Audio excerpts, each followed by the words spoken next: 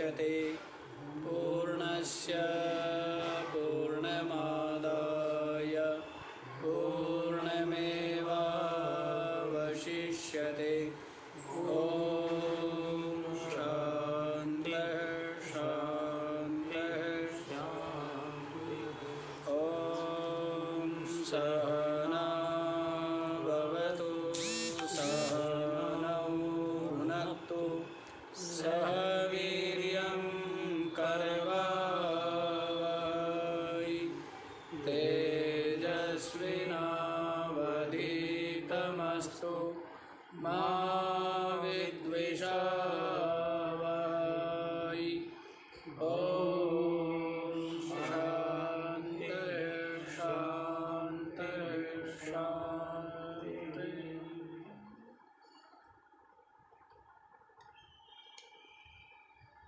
हाँ जी, तो क्या बताया है?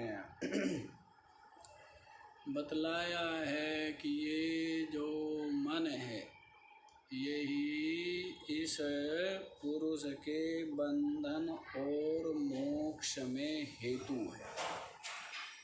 जो रजोगुण तमोगुण के द्वारा मलिनता को प्राप्त हो गया है मन, वह बंधन का हेतु है। और जो रजोगुण तमोगुण से रहित सत्वगुण के द्वारा निर्मलता को प्राप्त हो गया है, ऐसा जो मन है यही मोक्ष का हेतु, यही मुक्ति का हेतु।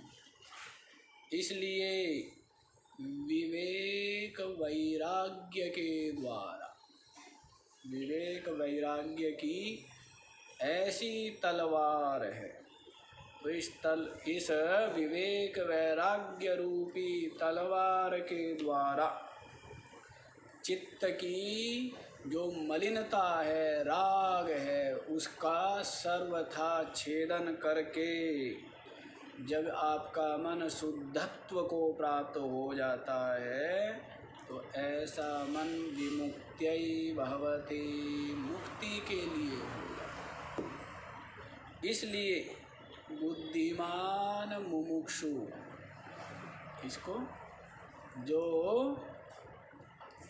मुमुक्षु भी है और साथ ही साथ क्या है, बुद्धिमान भी है। बुद्धिमान होगा तो ही मुमुक्षु होगा, बुद्धिमान होगा तो मुमुक्षु होगा। और जो मुमुक्षु है इसका मतलब है बुद्धिमान है ही।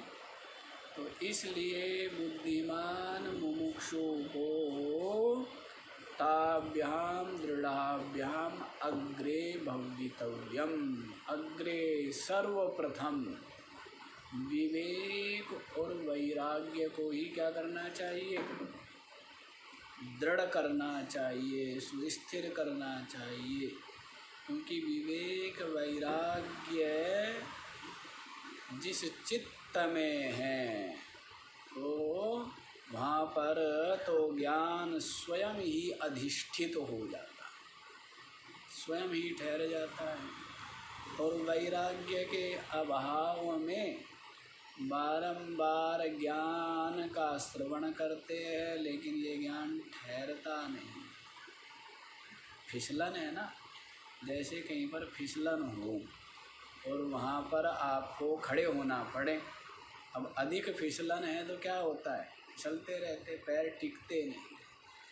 इसी प्रकार राग की काई मलिनता से जहाँ पर अत्यंत फिसलन है, विषयों के राग से क्या है, जहाँ पर अत्यधिक फिसलन है, तो इस कारण से न सद्गुण ठहरते हैं और न ये ज्ञान ही ठहरते।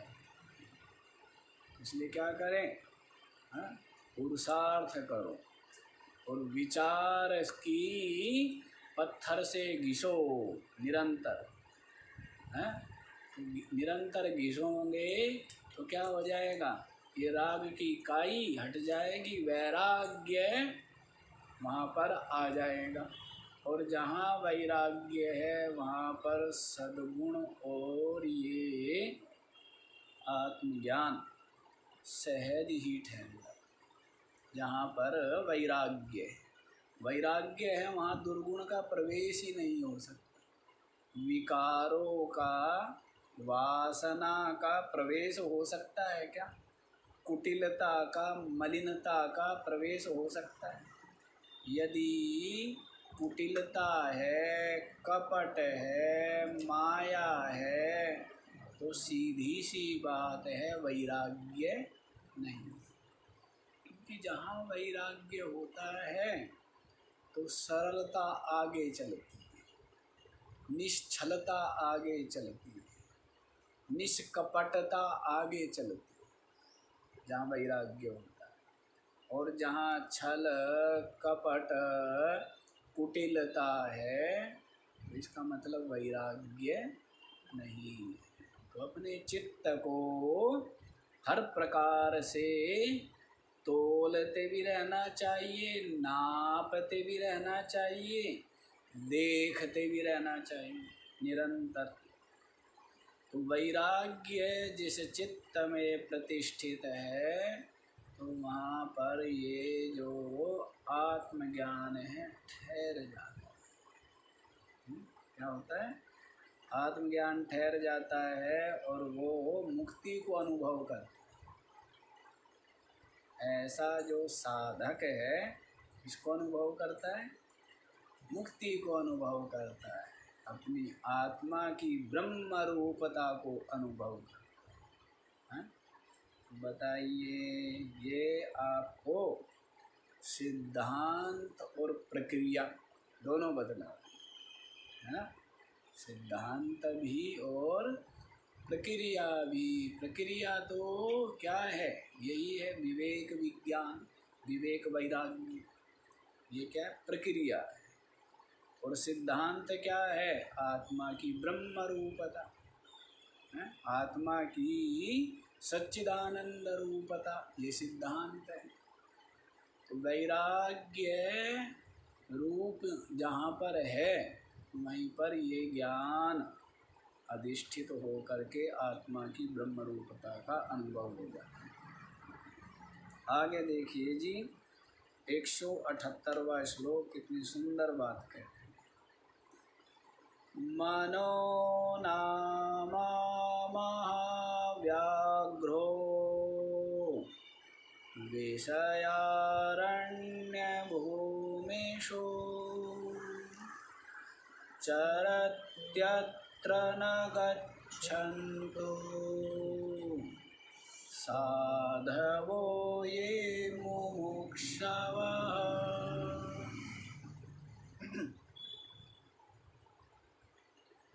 मनः नाम महाव्याघ्रः विषयारण्यभूमिषु चरति अत्र न गच्छन्तु साधवः ये मुमुक्षुवः। देखो जी, मनो नामा महाव्याघ्रः, मन नाम का एक महान विशाल सिंह है। क्या है? मन नाम का एक अत्यंत हिंसक, दुर्दांत, हिंसा करता रहता निरंतर, इसकी हिंसा करता रहता है, इस जीव की हिंसा करता रहता है। ये जीव जो है निरंतर क्लेशों को अनुभव करता है, आमता ममता करके। तो इसलिए कह रहे हैं कि ये जो मन है ना, तो मन नाम का महाव्याघ्र है, एक बड़ा ही सिंह है जंगल में। विषयारण्य भूमिषु, विषय रूपी जो अरण्य है, जंगल है, वहाँ पर क्या करता है ये? भूमिषु चरति, घूमता रहता है। क्या करता है? विषय रूपी जो जंगल है, हैं? उस जंगल की भूमि में क्या करता है ये? चरति विचरण करता रहता है। मन रूपी जो महासिंह है, महाव्याघ्र। जैसे पता लगे कि हाँ जी ये जंगल है और इस जंगल में हिंसक जीव हैं और उनमें भी कोई नरभक्षी अत्यंत जो है बुभुक्षु कोई सिंह यदि उसमें हो तो लोग कहते हैं कि उसमें नहीं जाना चाहिए, संभल करके जाना भाई। क्या कहते हैं? होशियारी से रहना, क्योंकि सिंह है और सिंह जो है वो मनुष्य को पकड़ करके उसके जो रक्त मांस है दोनों का बड़ा ही पिपासु है, प्यासा है। तो वैसे ही ये जो विषय है ना, विषय रूपी जो महान जंगल है, जंगल विविध प्रकार के विषय, शब्द स्पर्श रूप रस गंध रूप, ये जो विषय है, इन विषय रूपी जो जंगल भूमि, उसमें क्या बतलाया है? मन नाम का जो शेर है वो क्या करता रहता है? विचरण करता रहता है, घूमता रहता है निरंतर। निरंतर क्या है? कभी शब्द श्रोत्रेंद्रिय के माध्यम से शब्द का ग्रहण करता है और कभी जो है त्वगेंद्रिय के माध्यम से स्पर्श का अनुभव करता है, चक्षुरिंद्रिय के माध्यम से रूप का स्वाद लेता है और रसनेन्द्रिय के माध्यम से रस का रसास्वाद करता है और घ्राणेन्द्रिय के माध्यम से गंध को सेवन करता है। ऐसा ये जो सिंह है मन नाम निरंतर, और इनके माध्यम से लगता तो ये है कि विषयों का सेवन करता है, लेकिन बात तो वही है, विषयों का सेवन नहीं करता, इस जीव की सुख शांति का सेवन करता है। क्या करता है? इस जीव की सुख शांति को खा पी करके चट्ट कर जाता है। किसी विषयी व्यक्ति को, असंयमी व्यक्ति को, मन के गुलामी करने वाले व्यक्ति को आज तक कभी सुखी देखा है? आज तक कोई सुखी मिला है कि जो विषयों के विषयोपभोग परायण है? ऐसा कोई व्यक्ति आज तक धरती पर हो भी गए, है भी, होंगे भी, लेकिन कोई सुखी मिला है? कोई सुखी मिलेगा तो कौन मिलेगा? वैराग्यवान। कौन मिलेगा? जिसकी इन विषयों का राग आसक्ति गलित हो गई है, वही सुखी मिल सकता है। तो कोई रागी व्यक्ति विषयों का जो क्या है, दास, विषयों का जो क्या है, इसलिए भर्तृहरि जी महाराज ने कह दिया है, भोगा न भुक्ता वयमेव भुक्ता, तपो न तप्ता वयमेव तप्ता, कालो न याता वयमेव याता, तृष्णान जीर्णा वयमेव जीर्णा। क्या कहते हैं? तपो न तपता वयमेव तपता है। हमने कोई तप नहीं किए हैं। बहुत तप करता है ना व्यक्ति, इसलिए करता है विषयों के सेवन और रक्षण और संग्रह और प्राप्ति में कितना तप करता है। धूप में खड़ा हुआ है, क्या इसके द्वारा मुझे ये प्राप्त, क्या प्राप्त होगा? सम्मान मिल जाएगा, या धन मिलेगा है, या अमुक वस्तु मिल जाएगी। तप कर रहा है ना, कितना कितना तप करते हैं। मैं देखता हूँ सारी दुनिया जो है ना तप की मूर्ति है। प्रातः काल विचार रहा था मैं कि लोगों को मैं त्यागी कहा करूँ या तपस्वी कहा करूँ, क्या कहना चाहिए? जो भक्त लोग हैं, श्रोता लोग हैं, इनको क्या कहूँ, त्यागी कहूँ या तपस्वी कहूँ? हाँ, अब बात तो एक ही है, त्यागी कहो तो या तपस्वी कहो। तपस्वी का मतलब जिसने सुख का त्याग किया हुआ है, वही क्या है, वही तपस्वी है। जिसने क्या किया, वो सुख का त्याग किया हुआ है, वो क्या है, वही तपस्वी। तो त्यागी तपस्वी कोई अलग अलग नहीं है, लेकिन किसका त्याग किया हो? हाँ, आप ये देखिए ना, त्याग किसका किया हुआ? एक आत्मा है, एक अनात्मा है, या यूँ समझ लीजिए एक परमात्मा है और एक जो है वो अनात्मा है। तो अनात्मा की प्राप्ति के लिए परमात्मा का त्याग कर दिया है। कितने बड़े त्यागी हैं, कितने बड़े त्यागी हैं, नहीं बहुत बड़े त्यागी, कितने बड़े त्यागी हैं। अनात्मा के लिए क्या कर दिया है, विषयों के लिए, पदार्थों के लिए क्या किया है, परमात्मा का परित्याग कर दिया। कितने बड़े त्यागी, बारंबार नमस्कार करना चाहिए। उनकी बुद्धि, उनकी अकल को क्या करना चाहिए, बारंबार नमस्कार करना चाहिए। कैसी बुद्धि कि जो तपस्वी है, परमात्मा का त्याग कर दिया। वैसे ही दुनिया जो है ना बड़ी तपस्वी है। कितना कितना तुच्छ तुच्छ लोभ लाभ के लिए कितना कितना धैर्य, कितना सहन, कितना त्याग है। नींद छोड़ देंगे, भोजन छोड़ देंगे, आराम छोड़ देंगे, केवल किस लिए, धन प्राप्ति, सम्मान प्राप्ति, पद प्राप्ति, नहीं छोड़ देते। तो बड़ा विचित्र काम। तो इसीलिए क्या हो गए, ये तपस्वी हो गए। तो भर्तृ जी महाराज कहते हैं, तपो न तपता वयमेव तपता। हमने तप नहीं तपे, तप ने ही हमें तपा दिया। क्या किया, हमने कोई तप नहीं किया, तप के द्वारा कोई ताप को प्राप्त नहीं हुआ। हम ही तपते रहे हैं, हम ही क्या होते रहे, दुख क्लेश सहन करते रहे। और क्या करते, तो उसने तप ने क्या किया, हमें ही कष्ट दिया। और भोगान भुक्ता, पहले तो ये था, भोगान भुक्ता वयमेव भुक्ता।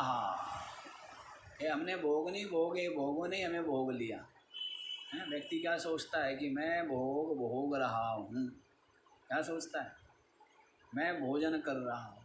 अच्छा, आप भोजन करते हो है ना, यदि आप भोजन सीमित मात्रा में करें और स्वास्थ्य के हिसाब से हित अहित का विचार करके करें, तो भोजन आपके लिए क्या होता है, सुखदायक होता है। अन्यथा भोजन ही आपका भोजन कर लेगा। भोजन, आप भोजन खाते हो, भोजन आपको खाता है, दोनों ही बात है। आप भी भोजन को खाते हो और भोजन भी आपको खाता है। कहते बीपी हो गया, कोलेस्ट्रॉल हो गया, शुगर हो गया, तो कहाँ से हो गया, ये भोजन से तो हुआ है। तो इसलिए कहते भोजन हमने नहीं खाया, भोजन ने हमें खा लिया। और ऐसा ही होता है, जो अधिक जो विचार नहीं करते ना, कुछ का कुछ यही खा ले और अधिक मात्रा में खाए और गले तक भर करके खाए, बल्कि चोटी तक हाँ, चोटी तक भर के खाते हैं। तो कहते हैं कि भोग हमने नहीं भोगे, भोगों ने हमें भोगे। हमने तप नहीं किया, तप ने हमें तपा दिया। कालो न याता, हम सोच रहे हैं कि हम समय बिता रहे हैं। समय आप बिता रहे हो या समय आपको बिता रहा है? आप समय बिता रहे हो, आप समय व्यतीत कर रहे हो या आपको व्यतीत कर रहा है समय? समय आपके शरीर आदि को क्या करता जा रहा है, व्यतीत करता जा रहा है। बूढ़ा बना देता है और फिर खा लेता है। बड़ा कितना चालाक है। आपने देखा है सिंह मृग शावक को कैसे पकड़ता है, यूँ छेड़ता है, खेलता है उसके साथ।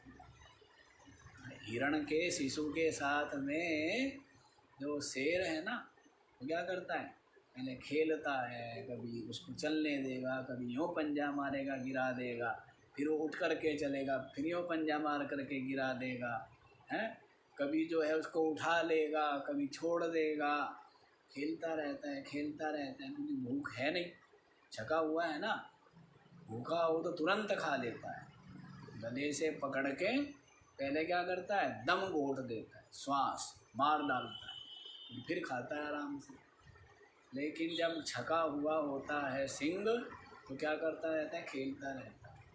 तो वैसे ही कालः कीर्णति गच्छति आयु तदपि न मुंचति आशा वायु भज गोविंदम भज गोविंदम गोविंदम भज गोविंदम। ऐसा है, काल खेलता है। आप सोचते हैं क्या हो, मैं खेल रहा हूँ, क्या सोचते हो, मैं खेल रहा हूँ, आप नहीं खेल रहे हैं, आपके साथ तो काल खेल रहा है, समय खेलता रहता है आपके साथ में, हाँ, ऐसी स्थिति है। तो कहते कालो न याता वयमेव यातः, तो कहते समय हमने नहीं बिताया, समय ने हमें बिता दिया। तृष्णान जीर्णः वयमेव जीर्णः, क्या कहते हैं, तृष्णा बूढ़ी नहीं हुई, हम बूढ़े हो गए। ये बूढ़े जो होते हैं ना, बूढ़ों के अंदर बड़ी तृष्णा होती है। बूढ़ों के अंदर जैसे जैसे शरीर की इंद्रियों की शक्ति क्षीण होती है, मन का उत्साह क्षीण होता है, उतना ही वृद्ध देखो यदि सत्संग विचार आदि में ना लगे तो कितनी चिंता करता है, हैं? हर समय कितनी चिंता और कितना चिंतन संसार का करता है बूढ़ा व्यक्ति। तो इसलिए ये आदमी बूढ़ा हो गया और तृष्णा बूढ़ी नहीं होगी, तृष्णा युवती हो गई। तृष्णा क्या हो गई, और जवान हो गई। जैसे जैसे शरीर बूढ़ा हुआ वैसे वैसे तृष्णा क्या हो गई, जवान होती। इसलिए बूढ़ों को दे, बुढ़ापा ठीक रहे तो उसके बुढ़ापा उसी का ठीक रहेगा ना जिसकी युवावस्था ठीक रहेगी, हैं? और युवावस्था किसकी ठीक रहेगी, जिसकी बाल्यावस्था ठीक रहेगी। बाल्यावस्था में जिसको अच्छी संगति, अच्छे संस्कार मिले, हैं, अच्छे ग्रंथों का जिसने स्वाध्याय किया, तो बाल्यावस्था का जिसका सदुपयोग हुआ तो युवावस्था में क्या रहेगा, वो संभल करके रहेगा, विचार पूर्वक रहेगा, हैं, धर्म संयम विचार से युक्त हो करके जिए, तो फिर बुढ़ापा भी उसका ठीक क्या रहेगा, बुढ़ापा भी ठीक रहेगा। बुढ़ापा में भी अधिक चिंता चिंतन संसार का नहीं होगा, परमात्मा चिंतन होगा। और बुढ़ापा ठीक होगा तो मृत्यु ठीक होगी, हैं, और मृत्यु ठीक होगी तो फिर क्या होगा, फिर यदि पुनर्जन्म होना है तो पुनर्जन्म ठीक होगा, और पुनर्जन्म नहीं होना है, मोक्ष पाना है, तो वो तो जो है वो तो इस जीव का परम पुरुषार्थ है ही, अंतिम लक्ष्य है ही। अच्छा जी, समझ आया। हाँ, तो वैसे ही ये जो मन रूपी व्याघ्र है, विषय के जंगल में विचरण करता रहता है, निरंतर यूँ घूमता रहता है, निर्भय निष्कंटक, हैं, पूंछ हिलाता हुआ, पूरे उसकी तरह, सम्राट की तरह, राजा की तरह घूमता रहता है निर्भय होकर के। जैसे अरण्य में सिंह घूमता है, वैसे स्वच्छंद विचरण करता है आपका मन, विषय रूपी भूमि में संसारी का मन, रागी का मन, वो निरंतर विचरण करता है। लेकिन साधवः ये मुमुक्षवः अत्र न गच्छन्तु, इस विषय रूपी जंगल में ना जाए। कौन, जो साधु मुमुक्षु पुरुष है, वो क्या है, विषय रूपी जंगल में न गच्छन्तु, न जाए। समझ आए? विषय का क्या करें? परित्याग कर, विषयों का क्या करें? परित्याग कर देना चाहिए। साधक लोग कहते हैं कि महाराज राग छोड़ दिया, विषयों को छोड़ने का क्या जरूरत है? विषयों के त्याग की कहाँ आवश्यकता है जब उन्हें राग नहीं है ना हमारा। सही बात है, लेकिन प्रथम साधक को विषयों का भी त्याग करना है और विषयों में जो राग है उसका भी परित्याग। समझ है? विषयों का परित्याग किए बिना विषयों के राग का परित्याग नहीं होता। विषय सेवन करते रह गए जी हमारा राग नहीं, ऐसे नहीं। तो विषयों का भी त्याग हो और जो राग बैठा हुआ है चित्त में, क्या राग बैठा है कि विषय सुख रूप हो। क्या राग बैठा है कि विषय सुख देते हैं, विषयों में रस है, विषय जो है आनंद देते हैं। ये क्या बैठा हुआ है? राग बना हुआ है।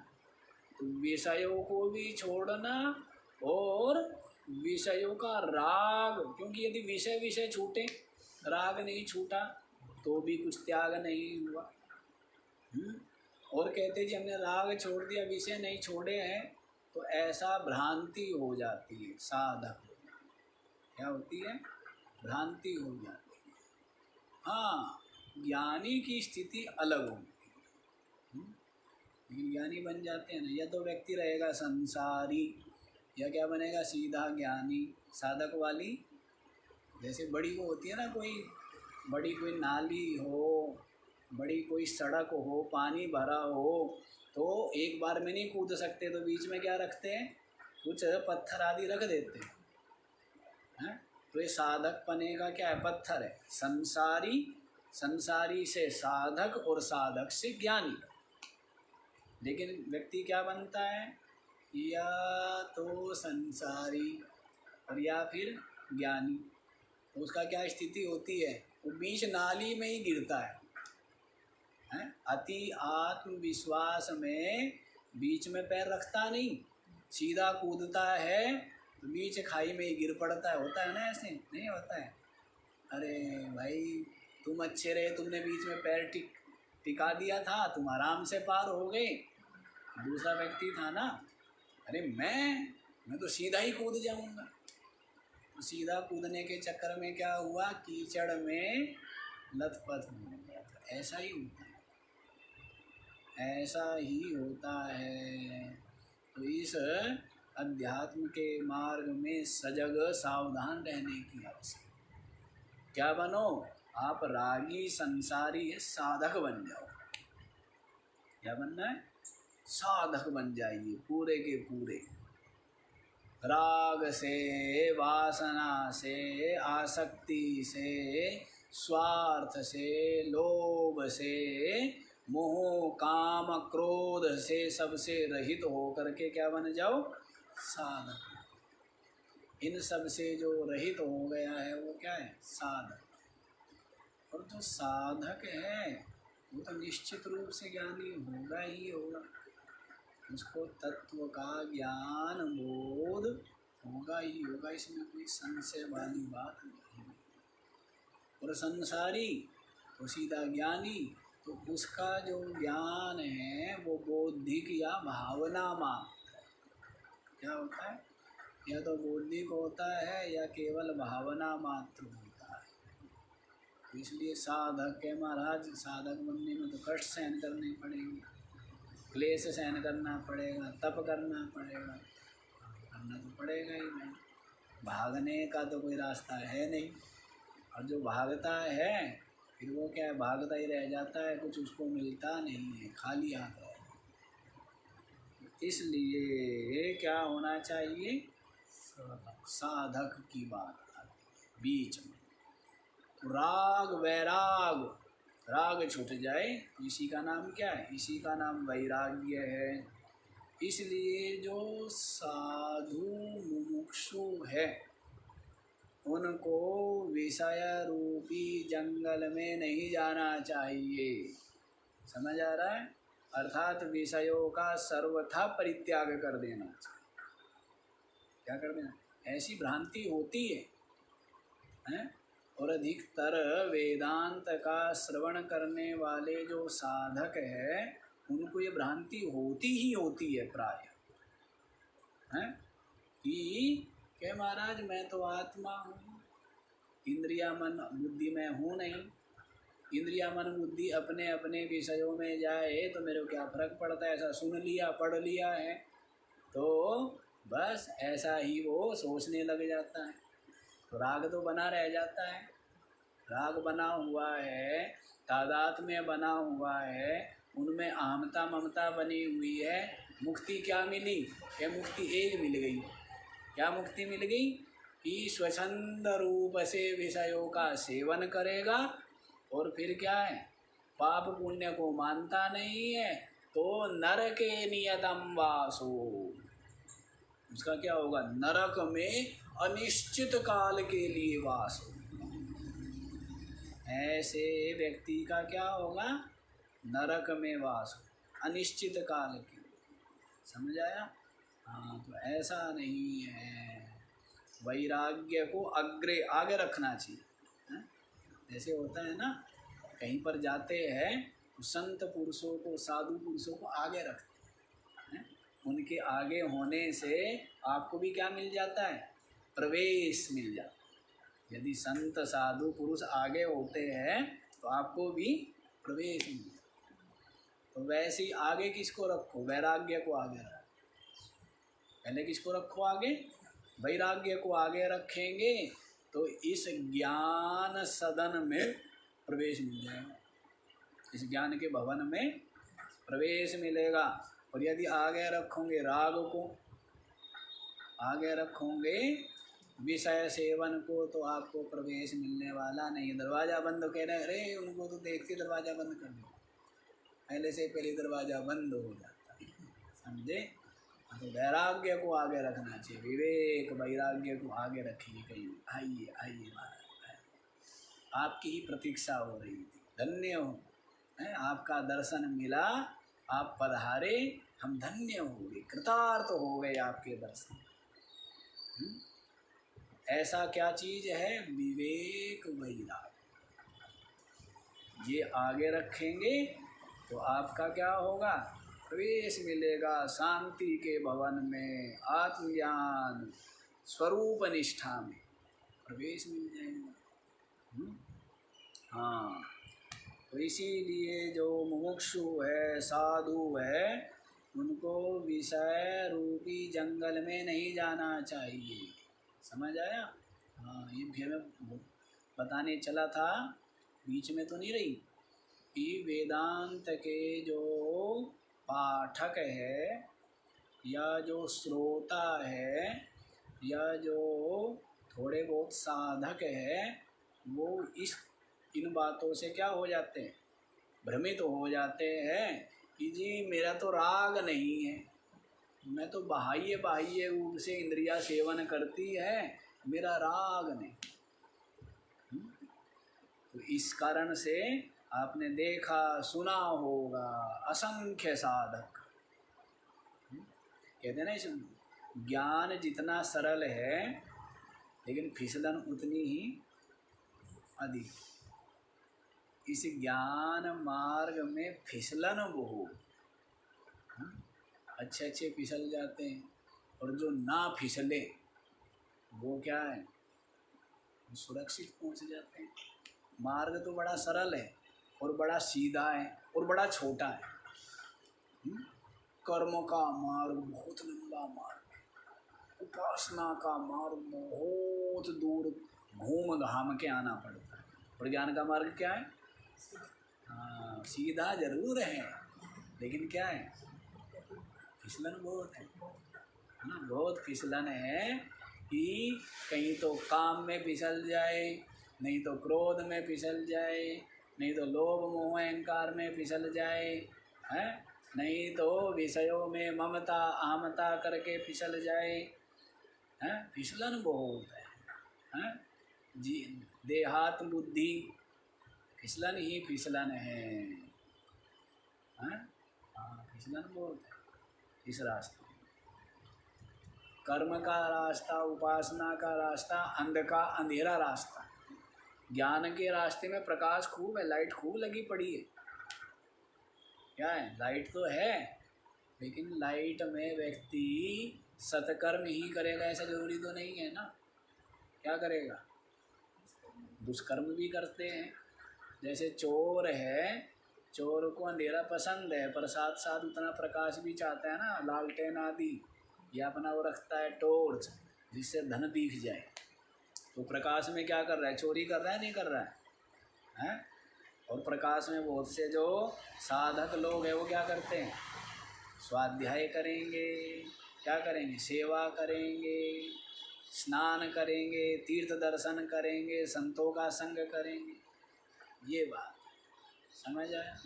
हाँ, तो इस मार्ग में फिसलन बहुत है भाई। इसलिए कह रहे हैं भाष्यकार शंकराचार्य जी महाराज कि मन रूपी एक महासिंह विषय रूपी जंगल की भूमि में विचरण करता रहता है। इसलिए जो साधु मुमुक्षु है, अत्र न गच्छन्तु, यहाँ न आए, यहाँ पर न जाए। कहाँ, इस विषय रूपी जंगल में घूमने ना आए। लेकिन ऐसा जंगल है महाराज, जो घूमता है वो तो पकड़ा ही जाता है, उसका तो सुरक्षित बाहर निकलना मुश्किल है। और जो दूर है उसके मन में ये लालसा रहती है कि एक बार घूम आता हूँ। क्या रहती है, हैं? हाँ, ऐसा ही तो लोग कहते हैं ना कि संसार का लड्डू ऐसा है, जो खाए वो पछता है, जो ना खाए वो पछता है। जो खाए वो तो कहे भाई थू थू थू थू घूम, कुछ नहीं है। और जो नहीं खाता है वो सोचता है कि पता नहीं है, कि पता नहीं क्या अमृत है। बुरी स्थिति है ना। जो खाता है वो पछताता है, और जो नहीं खाता है वो सोचता है कि भाई अरे पता नहीं कितना स्वादिष्ट। संत सदगुरु ना मिले तो हाँ, तब पछताता है। वही बात है। क्या बताया है, बताया है कि ये जो विषय रूपी जंगल है, इसमें क्या है, जो संसारी जीव घूमते हैं तो उनका इसमें से बाहर निकलना बड़ा कठिन है, क्योंकि लोभ मोह आदि इसकी आसक्ति छूटती नहीं।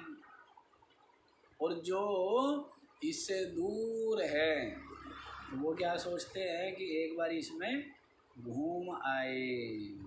लेकिन ये पता नहीं, जो एक बार इसमें प्रवेश कर गया उसका निकलना बड़ा मुश्किल, उसका निकलना बड़ा कठिन है। और आज के समय तो बड़ा कठिन है। वानप्रस्थ आश्रम का तो भोग लगा गई दुनिया, हैं?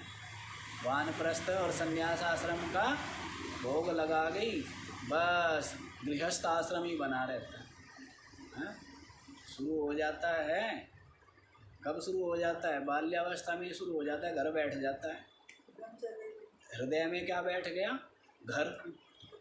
पहले क्या होते थे, इसलिए गुरुकुल में भेजते थे, घर से दूर रहे, है ना, गृह त्यागी क्या बोलते थे, है ना, गृहे एव तिष्ठति इति गृहस्था।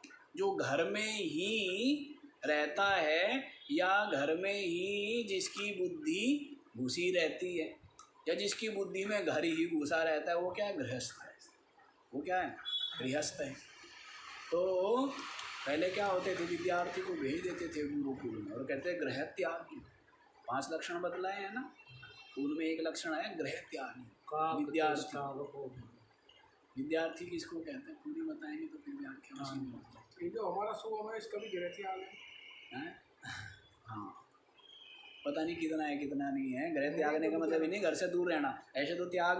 और वो तो का यार चिंतन वहीं का करते रहे, फोन पे सुबह शाम पकौड़ी बनानी नमकीन बनानी है, हैं? घर में पड़ा है, वो घर का त्याग थोड़ा हुआ है। इसका तो त्याग ही है बेचारे का। हाँ अच्छा जी, उसे ही पता होगा। और अभी जो मन है वो उतना विकास नहीं हुआ ना, उसका बुद्धि का विकास नहीं हुआ, वो तो आगे पता लगता है अभी क्या है, पता तो क्या है, आगे बढ़ता जाएगा तो पता लगे अभी क्या है। अभी तो कहना शुरुआत सभी के सभी धर्मात्मा ही हैं, सभी के सभी क्या हैं, इसलिए पहले भेज देते थे बाहर। ग्रह का त्याग हो गया तो वहीं पर गुरुकुल में तप, संयम, साधना, सेवा और स्वाध्याय ये होता था।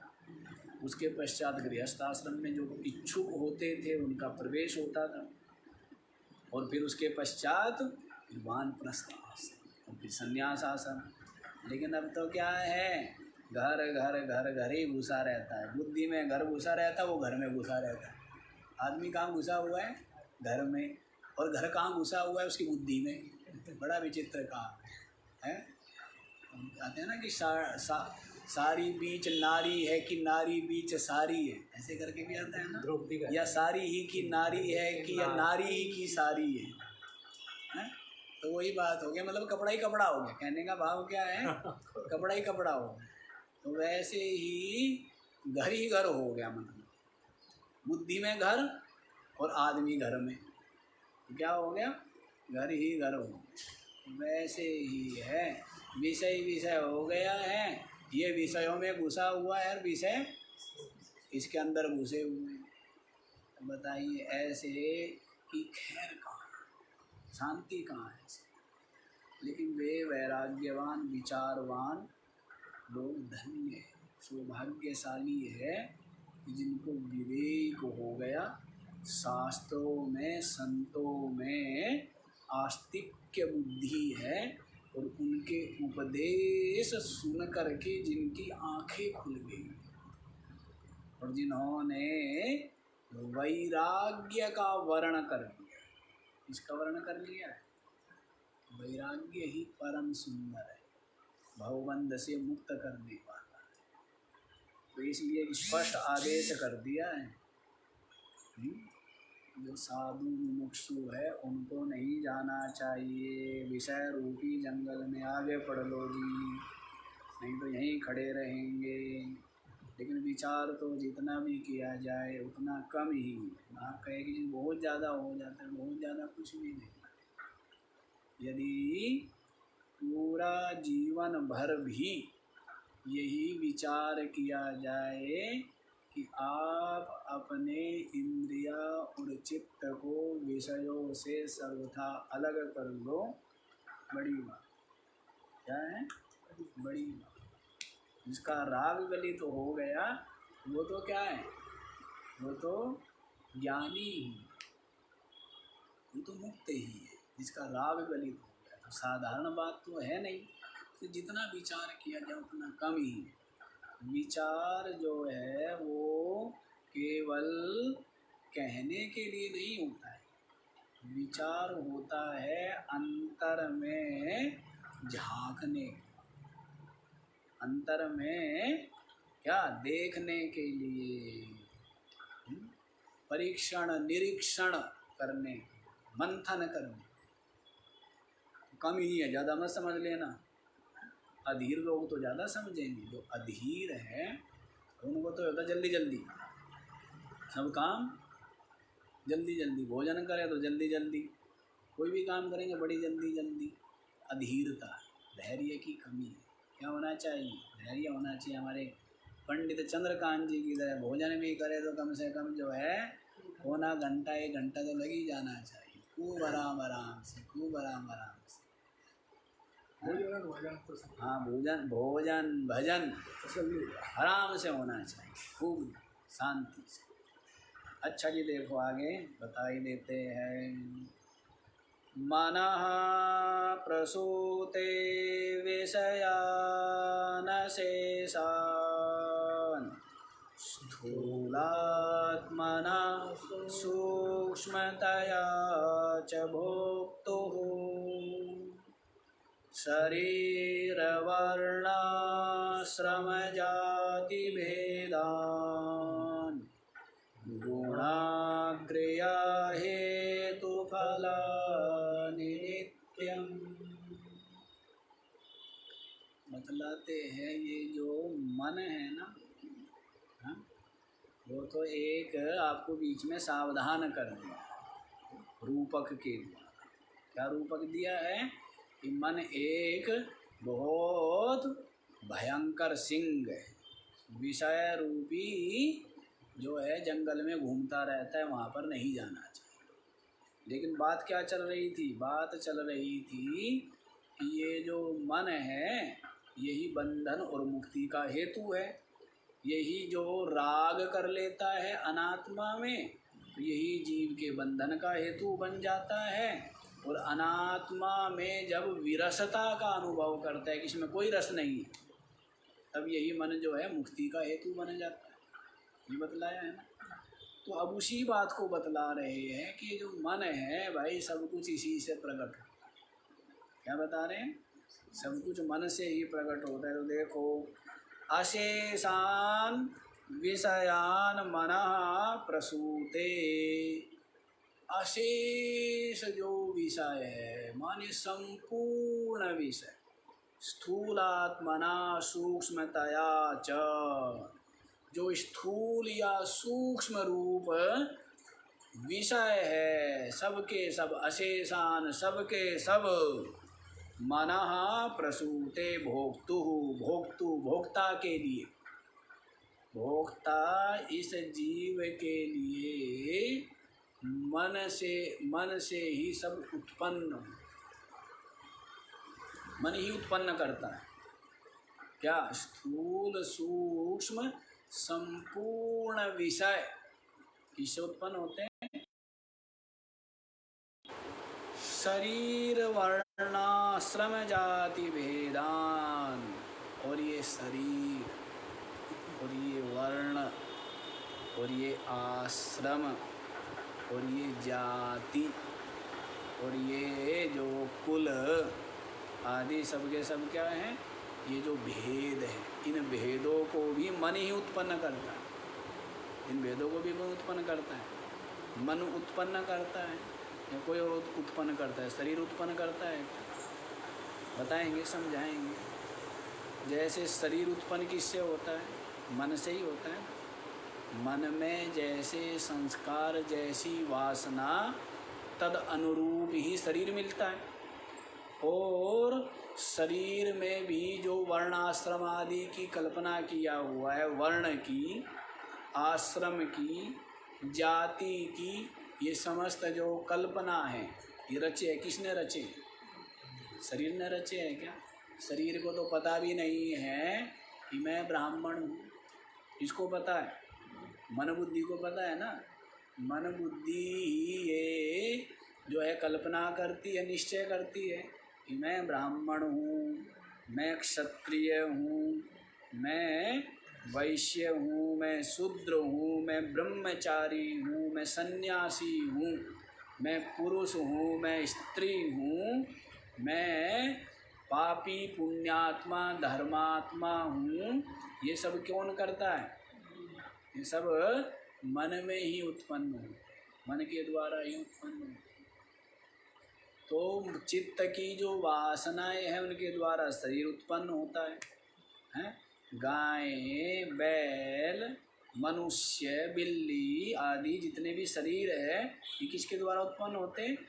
जो चित्त में वासना है, जैसे संस्कार है उसके अनुसार। ऐसे ही वर्ण ये भी किससे हुए? उन्हीं संस्कारों के फल स्वरूप मान लीजिए, मन के द्वारा ही। ऐसी आश्रम है, ब्रह्मचर्य, गृहस्थ, वानप्रस्थ, संन्यास आदि जो आश्रम है। जाति है, जो समूह होता है, जो अपने जो 7 जन्म वालों का समूह होता है, उसको क्या कहते हैं? जाति। उसको क्या कहते हैं? समान जाति है, विजाति। जो समान जाति वाले होवे उनको समजाति कहते हैं, विजाति कहते हैं। तो जाति आदि जितने भी भेद है, ये समस्त भेद भी किससे उत्पन्न होते हैं? मन से ही उत्पन्न होते हैं। इन सबको मन ही उत्पन्न करता है।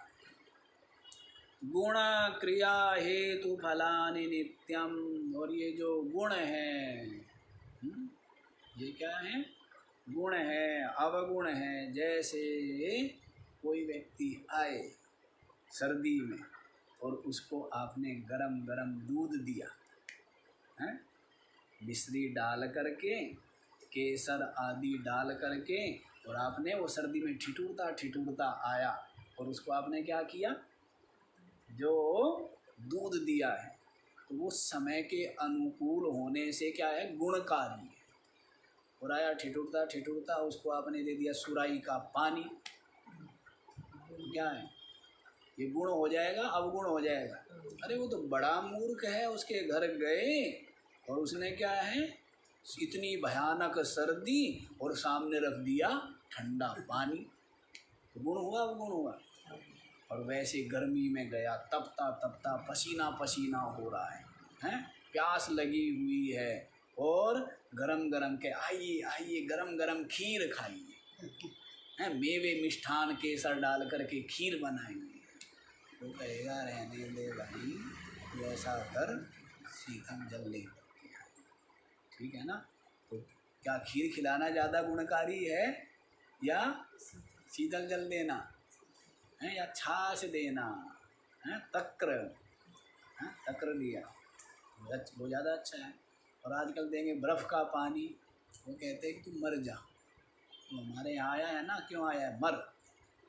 बर्फ़ का पानी पीने का मतलब क्या है? मरना ही तो है, हैं? उसको मारना ही है कि तुम मर जा। दुश्मन आया क्यों? हमारे यहाँ नुकसान करेगा, चाय बिस्किट नमकीन का नुकसान करेगा, नहीं करेगा? तो इसलिए तू क्या कर, बर्फ़ का पानी पी, जिससे तेरे को भूख ही ना लगे। सबसे पहले तो क्या, तेरी भूख ही मर जाए, ख़त्म हो जाए तेरा सारा काम। इसलिए बर्फ़ का पानी पिलाएंगे, सत्यानाश करना है ना। हाँ, तो ऐसे काम है, विचित्र विचित्र काम है, समझ आए? तो गर्मी में शीतल जल गुण है, और सर्दी में वही शीतल जल, गर्मी में पंखा चलाए, कहेंगे भाई बहुत अच्छा किया आपने, कितना समझदार बेटा है आपका। और सर्दी में ठिठुर रहा है व्यक्ति और कहते हैं पंखा चला रहे, बड़ा दुष्ट बालक है आपका, है ना? तो गुण अवगुण क्या होता है?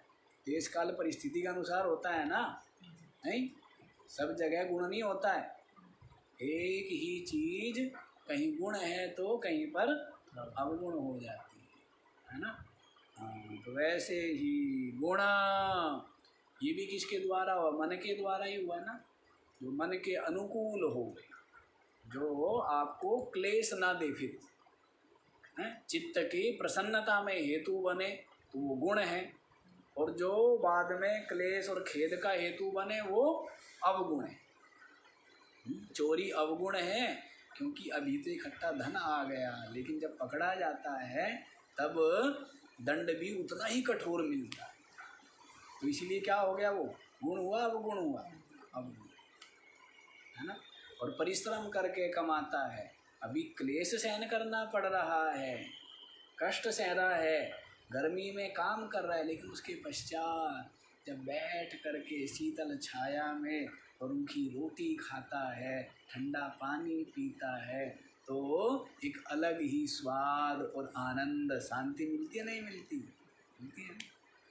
तो पहले तब कर लो, बाद में आराम, ये तो है ठीक, लेकिन पहले मिल जाए आराम तो बाद में क्या करना पड़ेगा? फिर भट्टी में झोंका जाएगा। फिर क्या होगा? भट्टी में झोंका। ये तो बदला है ना सात्विक। सात्विक क्या बदला है? सात्विक सुख, राजसिक सुख और तामसिक सुख है। तामसिक सुख क्या है?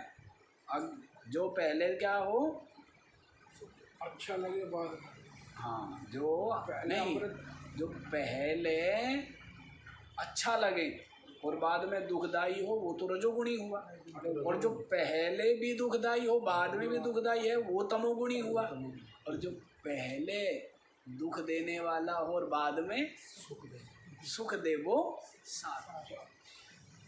वो क्या है, जैसे संसारी विषयों का सेवन करते हैं, सुख मानते हैं, और जो वैरागी है, विरक्त है, जिज्ञासु है, वो क्या करता है, विषयों का त्याग करता है। तो एक तरह से त्याग कर रहा है, तप कर रहा है, अर्थात एक तरह से मजबूत है। वैसे दुख कहो, लेकिन दुख तो है नहीं, दुख तो कहाँ है, आनंद है। और बाद में उसको क्या है, परमानंद की प्राप्ति। अभी तप, और इस तप के फलस्वरूप क्या प्राप्त होता है, परमानंद, परमानंद है। और जो विषयों का सेवन करते हैं उनको बाद में क्या मिलता है, हैं, बारंबार जन्म मरण मिलता है। और जो विषयों में ही डूबे रहते हैं तमोगुणी लोग, उनका क्या होता है, हैं, वे घोर नरक को प्राप्त, क्या करते हैं, घोर नरक को प्राप्त। अच्छा जी, तो गुण क्रिया हेतु फल आदि ये सब के सब जो है भोक्तु, इस भोगता जीव के लिए मनः प्रसूते, ये मन ही उत्पन्न करता है। जिसको योग वशिष्ठ में क्या कहा है कि मन के द्वारा ही कल्पित है, उत्पन्न हो करके भासते, मन से ही कल्पित उत्पन्न हो करके भासते हैं, और इसको बांध लेते हैं, इसको क्या करते हैं, जीवात्मा को कैद कर लेते हैं। ये सारे विषयों की आसक्ति, ये सारी वासना, इनमें बेचारा ऐसा उलझ पुलझ हो जाता है चित्त, और उस चित्त में अभिमान करता है, तादात्म्य किया हुआ है, अहमता की हुई है ना, इसलिए जीवात्मा ऐसा बेचारा बंध जाता है, उलझ जाता है, सुलझता ही नहीं, सुलझता ही नहीं। पुण्य उदय हुए, मनुष्य जीवन मिला, है, सतसंगति मिल गई, सदग्रंथ के जो है दर्शन हो गए, उनमें जो तत्व का प्रतिपादन किया है वो पता लग गया, तब जा कर के जब वैराग्य युक्त होता है तब सुलझता है कहीं जा। अन्यथा तो ये वासना, ये विषय, ये आशा, ये तृष्णा, इनमें ही क्या रहता है, जकड़ा हुआ रहता है, पूरी स्थिति रहती है। ऐसी दुर्गति है इस जीव की, इतनी दुर्गति है, बहुत दुर्गति है। तो फिर भी निकलना क्यों, इतनी, जैसे कोई व्यक्ति है ना, बह रहा है, प्रवाह में बह रहा है, दुख भी अनुभव कर रहा है, निकलना भी चाहता है, लेकिन शरीर में बल नहीं है, तो चाहते हुए भी निकल नहीं पा, चाहता है, कष्ट पा रहा है, दुखी है, निकलना चाहता है, लेकिन शक्ति नहीं। वैसे ही इन विषय की जो वासना है, इसमें बह रहा है जीव, कष्ट पा रहा है, दुखी है, पीड़ा है, निकलना चाहता है, लेकिन मनोबल, आत्मबल इतना क्षीण हो गया, इतना क्षीण हो गया, निकल नहीं पाता। कहती मैं चाहता तो हूँ, जैसे कोई व्यसनी होता है ना, जो नशा करता है वो चाहता है, वो सचमुच में चाहता है, लेकिन चाहते चाहते भी छोड़ नहीं पाता। क्यों, वो इतना बेचारा पराधीन हो गया, दीन हो गया, गुलाम हो गया, इतना कायरता, दीनता उसमें आ गई। इसीलिए सहारा चाहिए, ईश्वर भक्ति, गुरु भक्ति। ऐसे कमज़ोर आत्मबल मनोबल वालों के लिए क्या है, गुरु भक्ति, ईश्वर भक्ति सहारा बन जाता है, वो निकल जाता है। उनका जो उपदेश है वो उसके लिए क्या हो जाता है, मंत्र हो जाता है। उपदेश ही मंत्र है ना, बस ये कह दिया है तो ये मेरे को करना है, कह दिया है कि क्या, कि वो वस्तु का परित्याग कर दो तो कर दे। यदि इतना भी बल नहीं है तो फिर किस बात की भक्ति हुई है, किस बात की श्रद्धा हुई, कोई भक्ति नहीं, कोई श्रद्धा नहीं है, जब हम उसको जो त्यागने योग्य है सीधा उपदेश मिल गया कि इसका त्याग करो फिर भी ना त्याग, तो भक्ति में भी कमजोरी रह गई है, वो और भी ज़्यादा दुर्बल। जिस समझ आया क्या बतलाया कि अशेष जो विषय है, चाहे वो स्थूल विषय हो चाहे वो सूक्ष्म विषय,